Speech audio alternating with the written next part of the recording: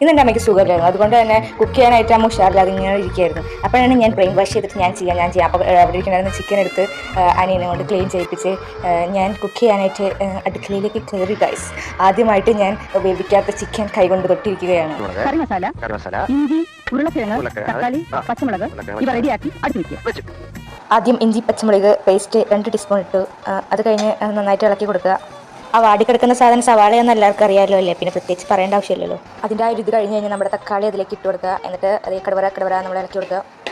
മല്ലിപ്പൊടി, മഞ്ഞൾപ്പൊടി, ഉപ്പ്, മുളക് പൊടി, പിന്നെ ചിക്കൻ മസാല ആവശ്യത്തിന് ചേർത്ത് നന്നായിട്ട് ഇളക്കി ബാക്കി കുറച്ച് കരിയുന്നതിന് മുന്നേ തന്നെ വെള്ളം ഒഴിക്കണം, അല്ലെങ്കിൽ അത് കരിഞ്ഞു പോകും. ആ ഒരു സംഭവം നമ്മൾ സൂക്ഷിച്ച് ചെയ്തില്ലെങ്കിൽ കരിഞ്ഞു പോകുന്നുള്ളതുകൊണ്ട് എനിക്കത് വീഡിയോ എടുക്കാനായിട്ട് പറ്റില്ല. അതുകൊണ്ടാണ് ഞാനിപ്പോൾ വെള്ളം ഒഴിച്ചതിന് ശേഷം വീഡിയോ എടുത്തത്. ഞാൻ ഒറ്റയ്ക്കായിട്ടാണ് ഞാനവിടെ കുക്ക് ചെയ്തത്. പിന്നെ അമ്മേനോട് ചോദിച്ചിട്ട് കുറച്ച് മാസ്റ്റർ പ്ലാനൊക്കെ ഉണ്ടായിരുന്നു. ദെൻ മൂടി വെച്ച് വേവിച്ചു. പിന്നെ ഷോക്ക് വേണ്ടി 2 വേപ്പിൻ്റെ പുറത്തുനിന്ന് പൊട്ടിച്ച് വെച്ച്